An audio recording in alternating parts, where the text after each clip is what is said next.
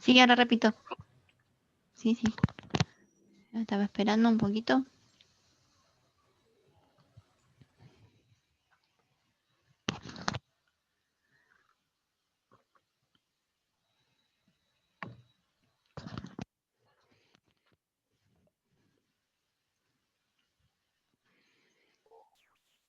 A ver, vamos.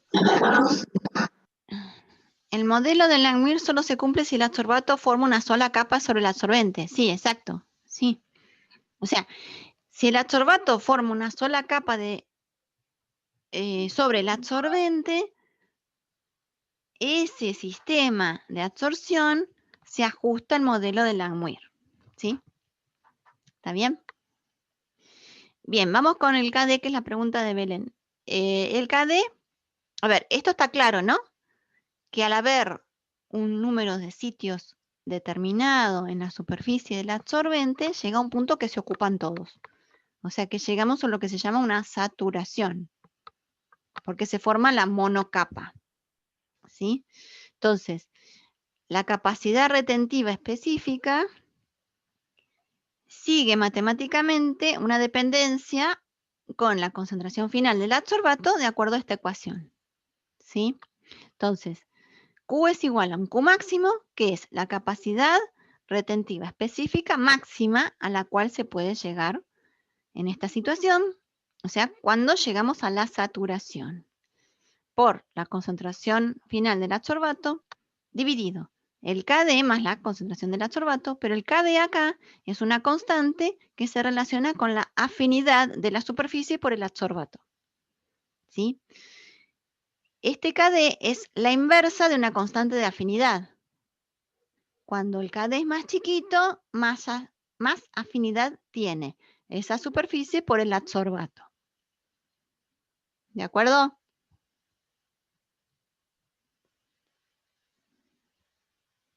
¿Sí? Bien. Podemos hacer este jueguito matemático si hacemos la inversa, o sea, les puede quedar de tarea, si hacen las inversas, y multiplican por la concentración final del adsorbato, van a llegar a esta ecuación, ¿sí? Pero estos son manejos matemáticos sobre esta. ¿Para qué estoy haciendo todo esto?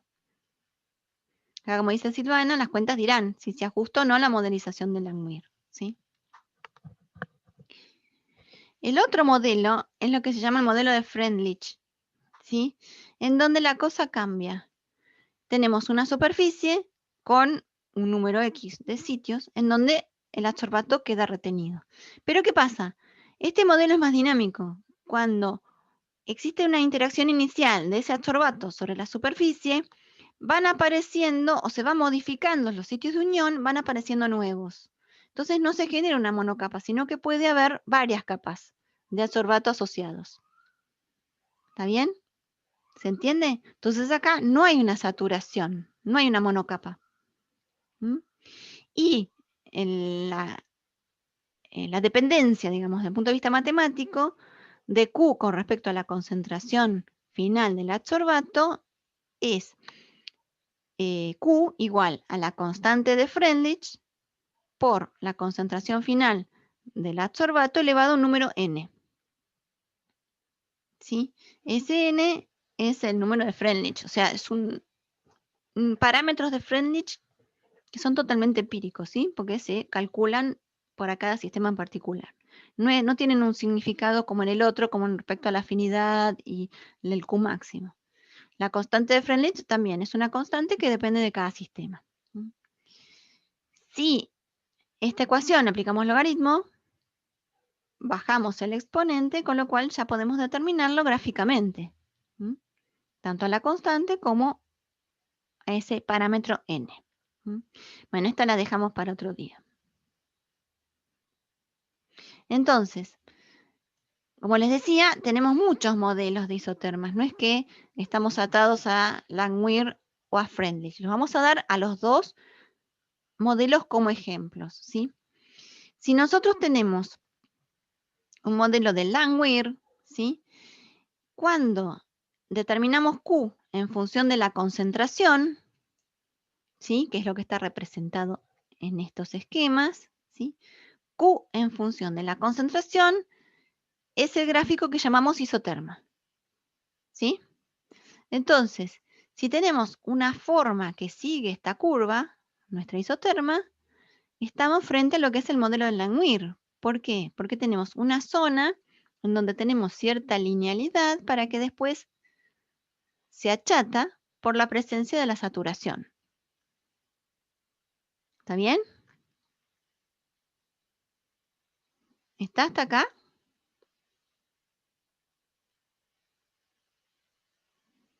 ¿Sí? Bien.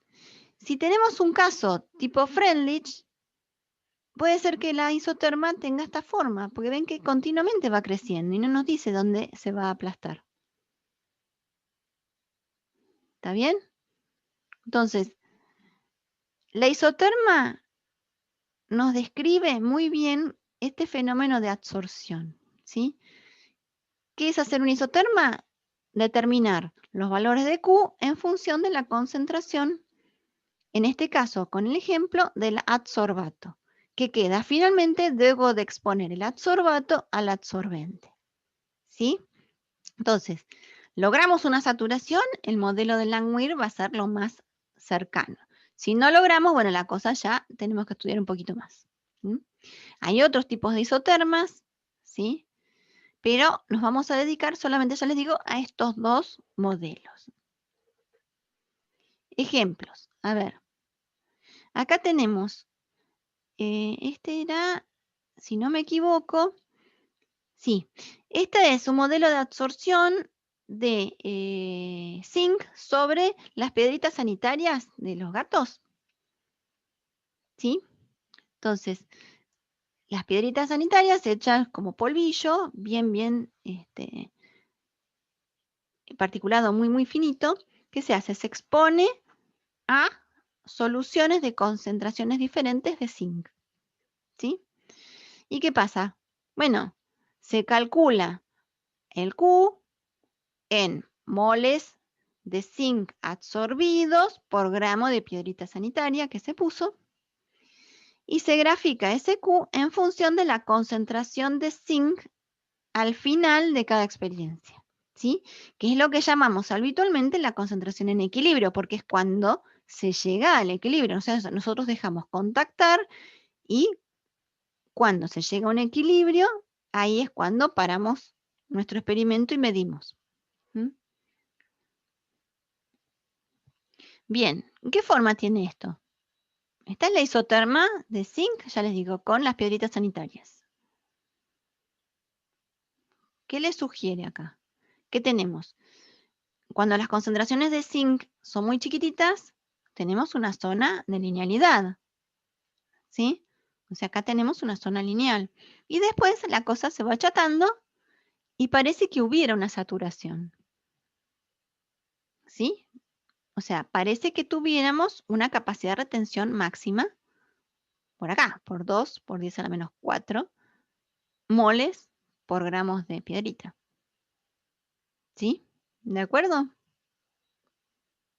¿Me siguen? O sea, esta es la isoterma de adsorción. ¿Sí? Cuando decimos, ¿se ajustará el modelo de Langmuir? Bueno, entonces, ¿qué hacemos? Graficamos la concentración en el equilibrio, o sea, la concentración final de nuestro adsorbato dividido esa capacidad retentiva específica para cada punto, lo graficamos en función de esa concentración final del adsorbato, que es lo que está acá en este gráfico. Bueno, tenemos unos puntos acá marcados, ¿sí? Ahora, ¿acá qué hay? 3 puntos que siguen una recta, ¿sí? Si miramos un poquito esta ecuación anterior, si yo represento gráficamente esto es mi y esto es mi x, si siguiera el modelo de Langmuir, tendría que tener una recta, ¿de acuerdo?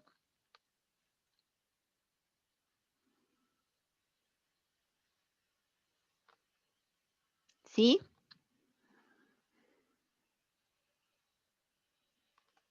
¿Todos me siguen?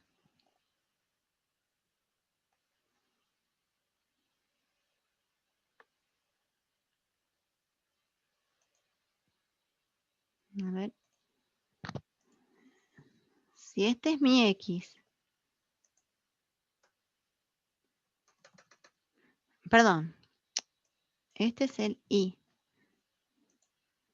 este es el x, ¿sí? Si representamos la concentración dividida la capacidad retentiva en función de la concentración del adsorbato, según el modelo de Langmuir, yo tendría que obtener una recta. ¿Sí?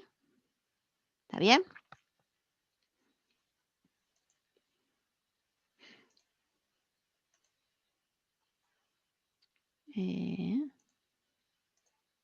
Bien.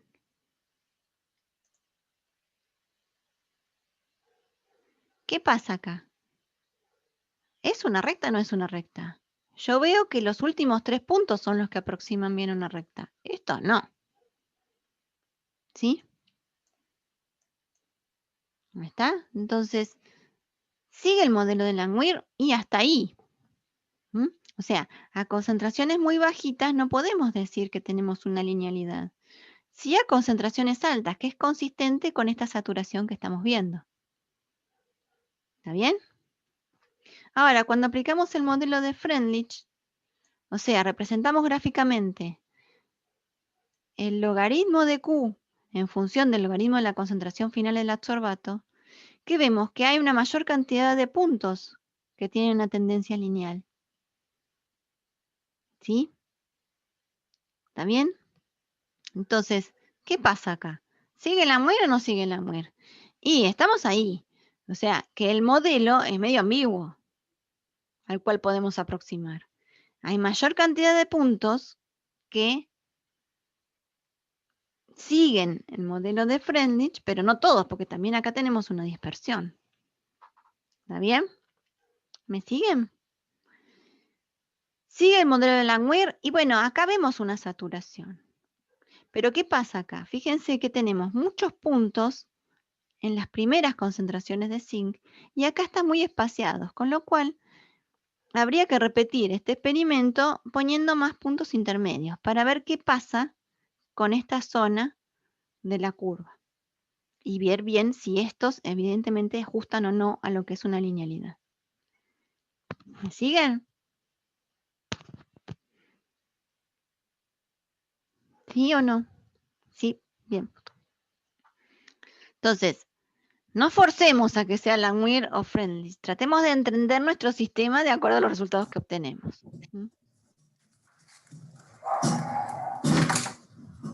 Bien.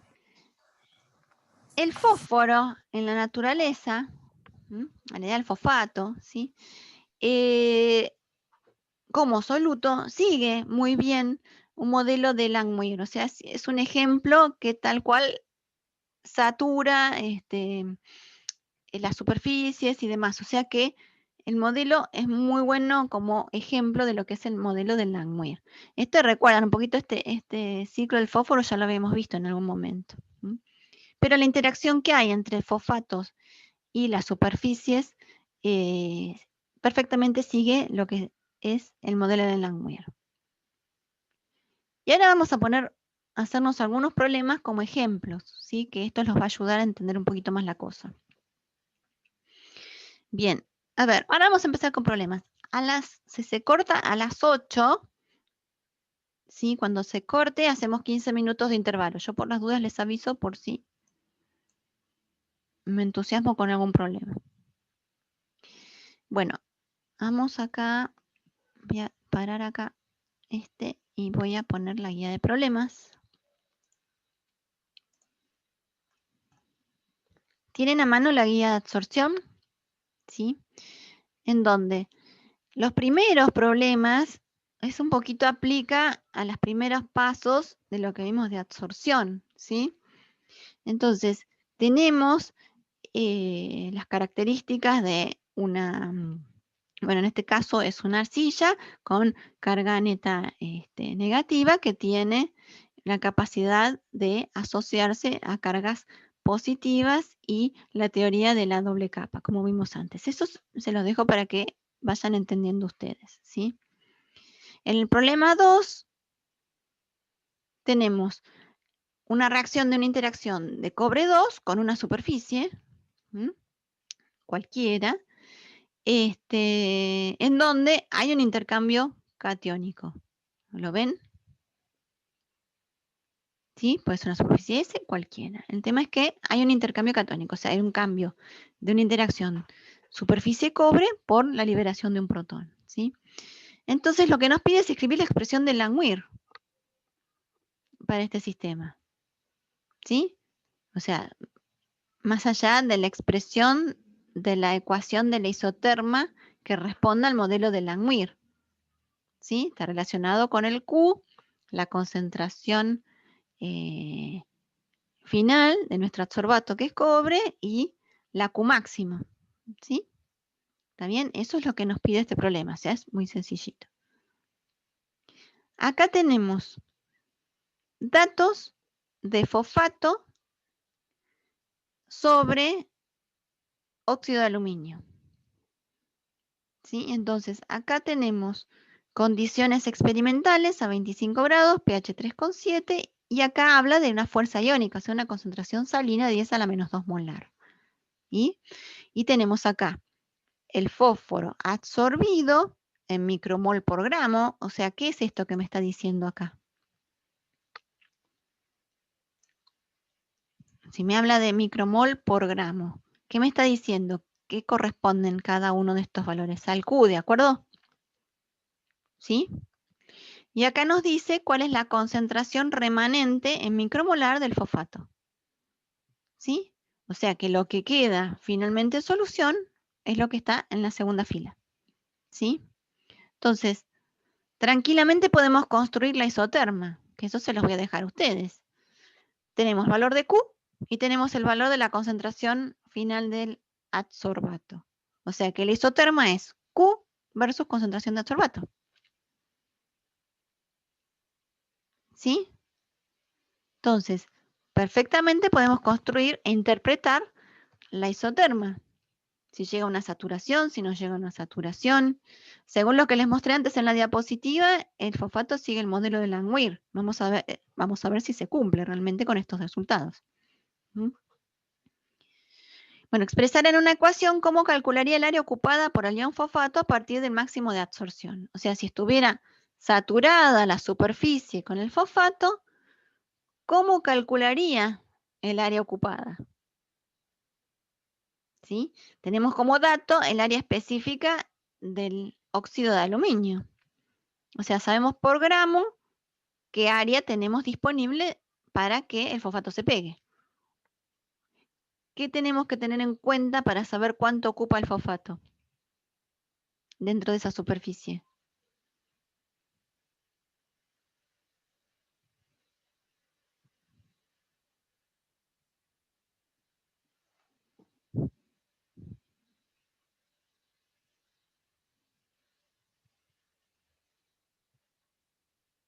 A ver, vamos a hacer un dibujito acá.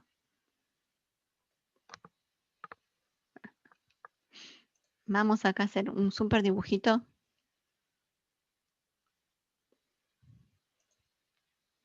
A ver, yo tengo acá bien grande el coloide. ¿Sí? Vamos a ver más chiquitito ahora. Pero me gustaría ahí. Este es el coloide, la superficie. ¿Sí? Y el fosfato se va a pegar. ¿Sí? De acuerdo al número que tenga de sitios que pueden interactuar con esa superficie. ¿Sí? ¿Cómo puedo calcular yo el área ocupada, el porcentaje de área que ocupa el fosfato dentro de esa superficie. Yo tengo la superficie por gramo, ¿sí? O sea que tengo la superficie del coloide por gramo de coloide. Y yo tengo acá los moles por gramo de coloide. ¿No es cierto?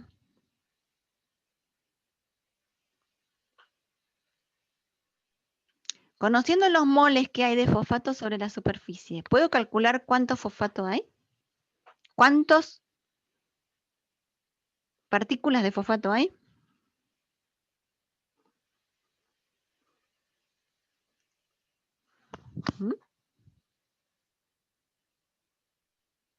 ¿Están de acuerdo que sí? Si yo tengo un mol de fósforo absorbido, ¿cuántas partículas tengo absorbidas?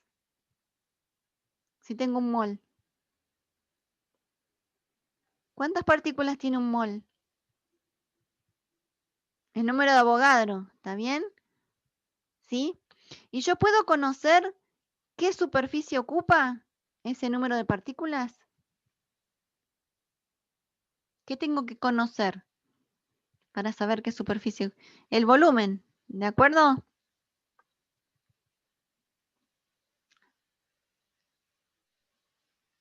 ¿Está bien? O sea, tengo que saber qué pedacito ocupa cada una de las partículas de fosfato para después multiplicarlo por el número total de partículas que están absorbidas y ahí voy a saber la superficie que ocupa.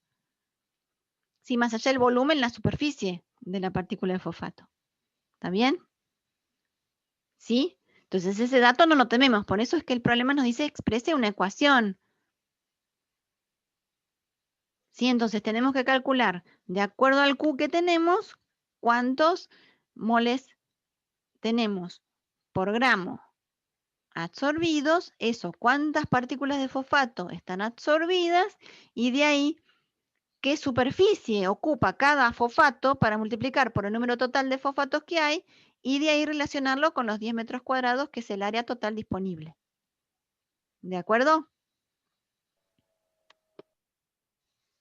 ¿Se entendió?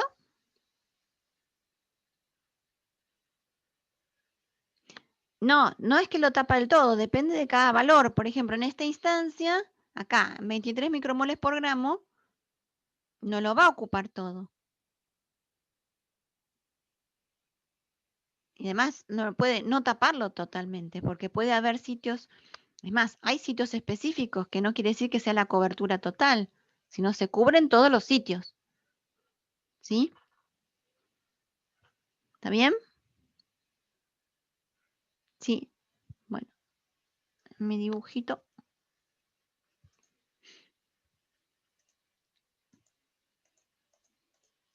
Ahí está. Bien, entonces este es el que apunta el problema 3.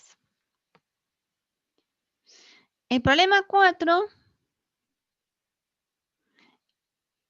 es lo mismo que acabamos de ver, lo único que indica cómo está hecho la experiencia para construir un isoterma. ¿Sí? ¿Qué nos dice? Para comprender el comportamiento del plomo en los suelos es necesario conocer la distribución de este metal entre el suelo y la fase solución. ¿Sí? Para ello se realizan los siguientes experimentos. Entonces, ¿qué nos dice? Se colocan 10,18 gramos de suelo en 8 botellas. O sea, ¿qué me está diciendo acá? La masa de absorbente que se pone constante en 8 botellas. A las mismas se le agregan 200 mililitros de la solución acuosa conteniendo distintas cantidades de plomo. ¿Sí? La tabla muestra cuáles son las concentraciones iniciales y una vez alcanzado el equilibrio. Concentración inicial, concentración final. ¿Sí? Entonces, acá, ¿cómo construimos nuestra isoterma? ¿Tenemos los datos? Sí, pero tenemos que calcular los valores de Q para cada concentración inicial. ¿Cómo calculamos el valor de Q? Tenemos la concentración inicial, tenemos la concentración en el equilibrio. La diferencia la podemos calcular. Esto es CI, esto es CE, de nuestra fórmula de Q. ¿Está bien? Vamos a hacer otra vez. ¿Dónde está? Acá. A ver. CI menos CE. Acá nos va a decir la masa de plomo que está retenida. ¿Está bien? Pero ¿qué nos falta acá? Porque esto es concentración. Nosotros tenemos 200 mililitros acá. Y esta concentración está dada por litro.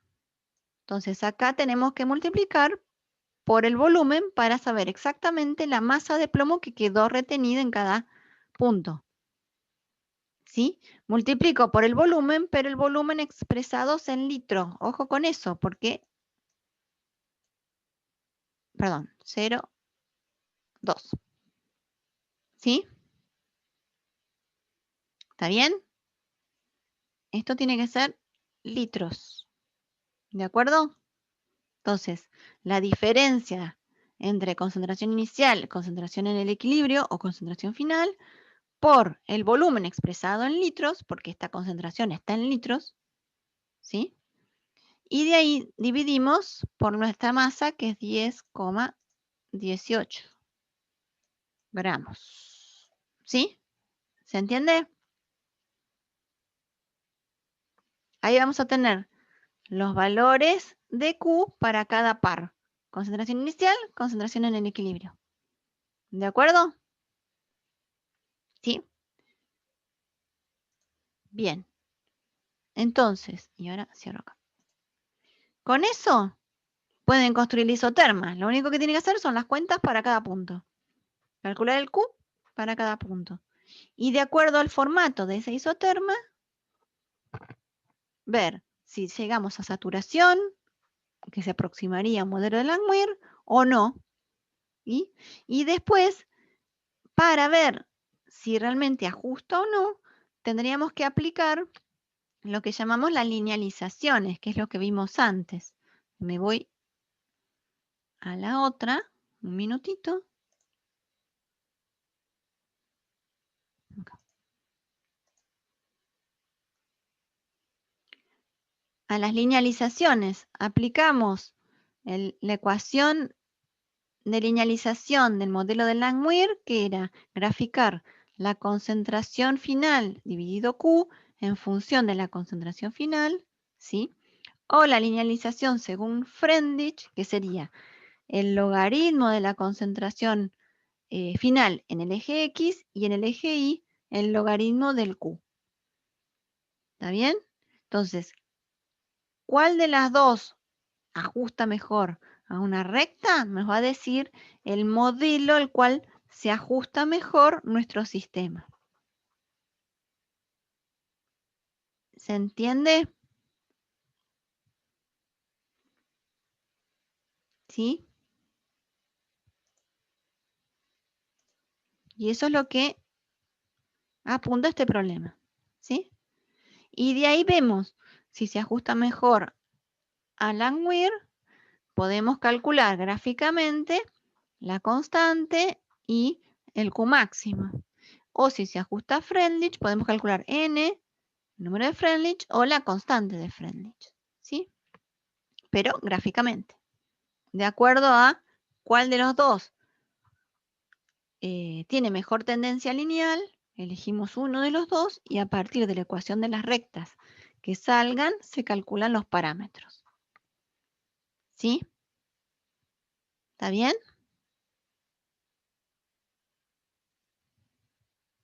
Bien. Y ahora vamos al problemita más complejo. O sea, con estos los primeros 4 les va a servir para entrar en calor, digamos. Vamos con el problema 5. Y ahora sí, me voy a la presentación.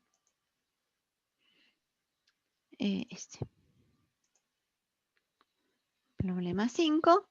El problema 5 está basada en este paper, lo tienen el paper en el campus, no es que lo tienen que leer, no es dentro de los que estamos considerando, como hablábamos antes, de lectura, sino que les sirve de apoyo para poder entender a lo mejor un poquito más el problema. A ver, acá habla de sorción, o sea que estamos en un término ahí intermedio, pero generalmente se les habla sorción de, sí, una cosa, de una adsorción, pero un poco más ampliada, pero no importa, tomémoslo como adsorción de un antibiótico, que es la ciprofloxacina, a óxidos de aluminio y hierro, ¿sí? O sea que es un tipo de interacción específica, la ciprofloxacina a superficies de óxidos de aluminio o hierro. ¿Mm? A ver, vamos a leer primero el problema. ¿Qué nos dice el problema? El problema nos habla del artículo publicado que se describe el estudio de la absorción del antibiótico del amplio espectro, que es la ciprofloxacina, sobre óxidos de hierro y aluminio. ¿Por qué puede ser importante este tipo de estudios? Chao. Bueno, eso lo tendríamos que buscar en el paper, pero ¿por qué piensan que es importante estudiar la absorción de un antibiótico como es la ciprofloxacina sobre un coloide?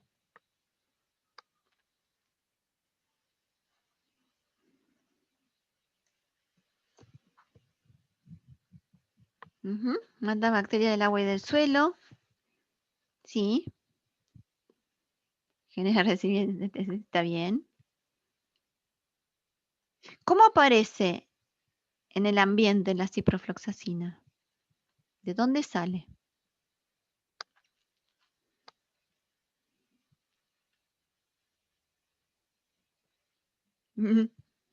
¿Qué pasa? A ver, acá está relacionado un poco con el consumo humano de las, claro, es origen antropogénico, o sea, la ciprofloxacina es un antibiótico de amplio espectro que se usa para tratamiento de diferentes enfermedades.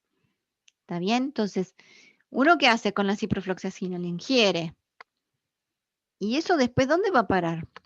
La ciprofloxacina y sus metabolitos derivados. Exacto, va a parar los efluentes cloacales.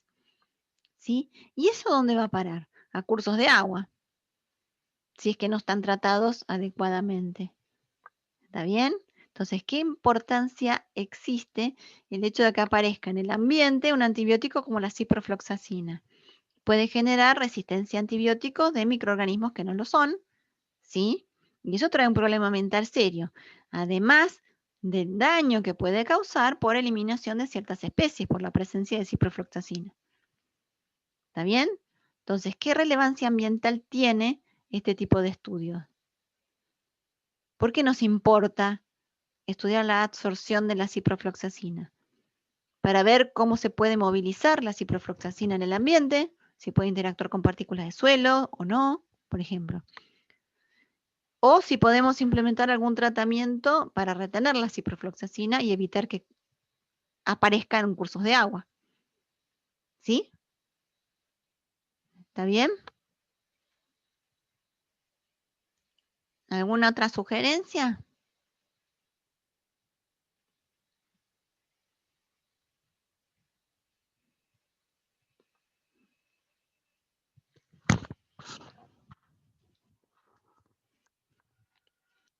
Comemos carne de ciprofloxacina, sí.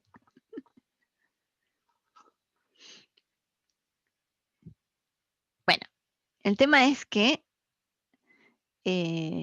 la ciprofloxacina está tomada como ejemplo acá, pero hay muchos drogas a modo de medicamentos que van a parar, obviamente, a suelo y cursos de agua. ¿Mm? Bien, entonces, sí.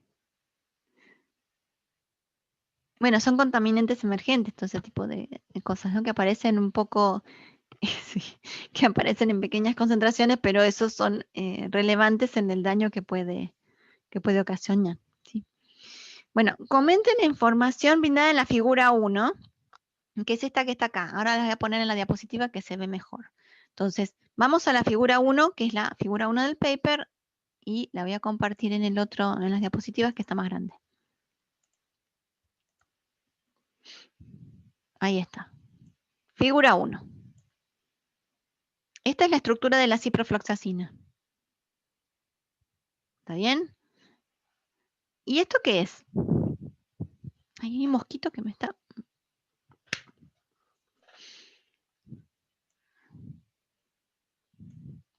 ¿Qué es esto? El diagrama de especiación de la ciprofloxacina, ¿de acuerdo? ¿Qué nos dice acá? Fracción en función del pH. ¿Y qué ven ustedes de la ciprofloxacina interesante?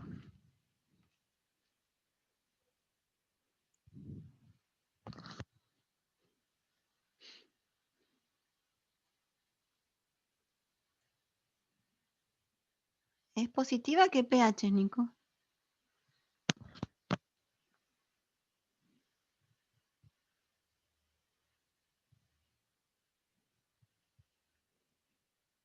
Fíjense acá en la estructura que tenemos dos sitios ionizables, ¿sí? Tenemos dos pKas. pK1 6,10, pK2 8,70. ¿Está bien? Que justo coincide acá, ¿no es cierto? Este sería pK1 de 6,10 y pK2 de 8,70. Entonces, a pH menores que el pK1 está totalmente protonada, por eso tenemos carga positiva. ¿Sí? Entre los dos pKas tenemos uno protonado, este, y este desprotonado, con lo cual tenemos una carga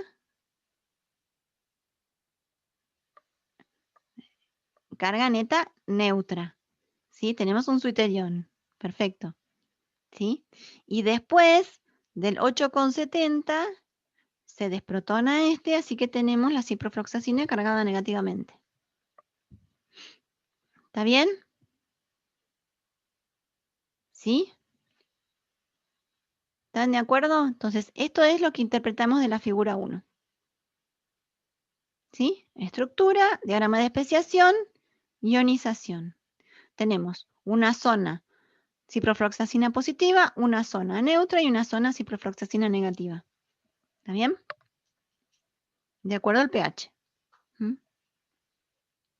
Bueno, ahora empieza a complicarse la cosa acá. ¿Mm? A ver. HAO son los hidróxidos de aluminio, ¿sí? HFO son los de hierro. ¿Está bien? Entonces los puntos negros son los referentes a la interacción con el óxido de aluminio y los puntos blanquitos interacción con óxidos de hierro. ¿Está bien? Acá ¿qué tenemos?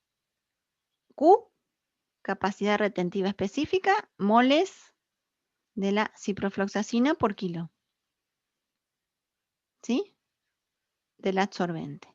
Acá tenemos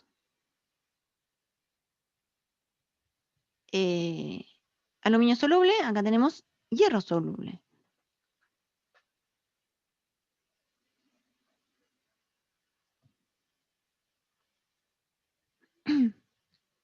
A ver, ¿qué lío es este? Sí, queda menos de 2 minutos, por eso estoy ahí, si empiezo o no empiezo.